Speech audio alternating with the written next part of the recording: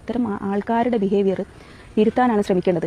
എനിക്കിപ്പോൾ ഈ വീഡിയോ കണ്ടിട്ട് ഇതിൻ്റെ റിയാക്ഷനും ഇതിൻ്റെ റെസ്പോൺസൊക്കെ കണ്ടിട്ട് തോന്നുന്നതേ ഇയാളേക്കാൾ ഭയങ്കര കൗൺസിലിംഗ് കൊടുക്കേണ്ടത് നമ്മുടെ സൊസൈറ്റിക്കാണ്. അരിയും തിന്ന് ആശാരിച്ചയും കടിച്ച് ചേട്ടത്തിക്ക് മുറുമുറുപ്പിന് ഒരു കുറവില്ല. ആ പുള്ളിക്കാരൻ ലോകം വിട്ട് പോയി. ഇനി ഒന്ന് പൊത്ത്.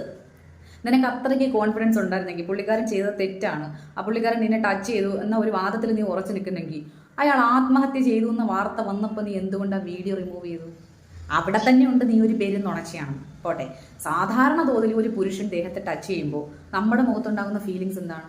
നമ്മുടെ പല്ലൊക്കെ കടിച്ചും മുറിച്ചും നമുക്കൊരു അതായത് നമുക്ക് സ്വന്തം ഭർത്താവ് പോലും അനുവാദമില്ലാതെ ടച്ച് ചെയ്താൽ നമുക്ക് സ്ത്രീകൾക്ക് ഇഷ്ടപ്പെടില്ല. അപ്പോൾ ഒരു അന്യ പുരുഷൻ ആരാന്ന് പോലും അറിഞ്ഞുകൂടാത്ത ഒരാൾ ബ്രസ്റ്റിൽ ടച്ച് ചെയ്യുമ്പോൾ നമ്മുടെ ഫീലിങ്സ് എന്തായിരിക്കും?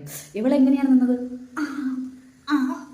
ഇത്രയും ഫീലിങ്സ് ഇട്ട് നിന്ന് പുള്ളിക്കാരൻ അങ്ങോട്ട് പോകുമ്പോൾ ഒരു തിരക്കുള്ള ബസ്സാണ്, ഫ്രണ്ടിലോട്ടായുമ്പോൾ മുട്ടിക്കോ എന്ന് പറഞ്ഞ് ഫ്രണ്ടിലോട്ട് കൊണ്ടുവച്ച് അങ്ങോട്ടങ്ങ് അത് ഉരസി കൊടുത്തിട്ട് അത് വീഡിയോ എടുത്ത് അത് പബ്ലിഷും ആക്കി പുള്ളിക്കാരൻ മരിച്ചിട്ടും ഊളത്തരം പറയുന്നതിന് ഒരു കുറവുമില്ല.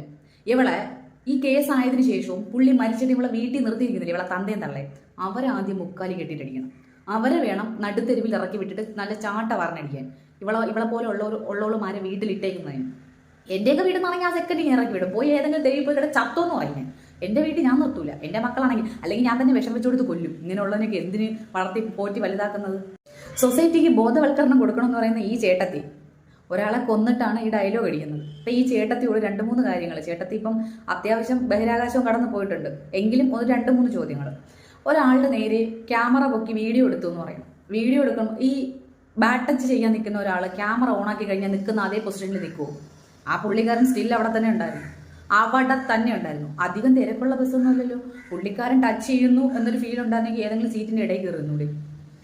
നല്ല ഡിസ്റ്റൻസ് ഇട്ട് നിൽക്കാനുള്ള സ്പേസ്. ആദ്യം പുള്ളിക്കാരൻ ആ വീഡിയോയിൽ ഒരു ഡിസ്റ്റൻസ് കീപ്പ് ചെയ്താണ് നിൽക്കുന്നത്. ഇപ്പോൾ ഞാൻ ഒരു ക്യാമറ ഓണാക്കി ഒരു ബസ്സിൽ നിൽക്കുന്നു, ഒരാൾ എന്നെ ടച്ച് ചെയ്യുന്നുണ്ട്, അയാളും ഒരു വൃത്തികെട്ടവനാണെങ്കിൽ ആ ക്യാമറ കണ്ട ആ 7 അയലത്ത് അയാൾ നിൽക്കത്തില്ല. വീണ്ടും പുള്ളിക്കാരൻ അവിടെ തന്നെ നിന്നു. എന്തുകൊണ്ടാണ്? അയാൾ തെറ്റ് ചെയ്യുന്നില്ല എന്ന് അയാൾക്ക് ഉറപ്പുള്ളതുകൊണ്ട്. നീ ഇങ്ങനെ കന്നന്തിരിവ് കാണിച്ച് അയാളെ ഈ ലോകത്തുനിന്നേ പറഞ്ഞുള്ളൂ എന്ന് അയാൾ ഓർത്തില്ല. നീ കൊണ്ട് തേച്ചിട്ടേ നീ നിന്റെ നീ പറയുന്നില്ല, ഞാൻ ഒരു സ്ത്രീയാണ് പറയുന്നില്ല. ഇത്രയും കാണിച്ചു വെച്ചിട്ട് ഇങ്ങനെ ഉളുപ്പില്ലാതെ വന്നെന്ന് വാചകം അടിക്കുമ്പോണ്ടല്ലോ, ഈ നമുക്ക് എന്താ പറയുക, ചാണകം വാരി മുഖത്തടിക്കണം എന്നൊക്കെ പറയും. പക്ഷെ ചാണകമല്ല, നിന്റെ മുഖത്ത് മറ്റേ ഷിറ്റ് ഉണ്ടല്ലോ, ഷിറ്റ് ഇട്ടിട്ട് അത് വാരി നിന്റെ മുഖത്തടിക്കണം. ഒമ്മ പറയുന്നില്ല.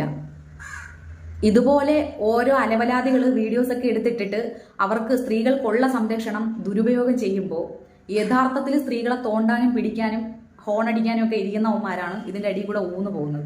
ഇനി ഒരു സ്ത്രീ റിയലായിട്ട് എന്നെ ഒരാൾ കയറി പിടിച്ചു എന്ന് പറഞ്ഞാൽ പോലും സൊസൈറ്റി അത് അംഗീകരിക്കാത്ത രീതിയിൽ ആ സ്ത്രീയെ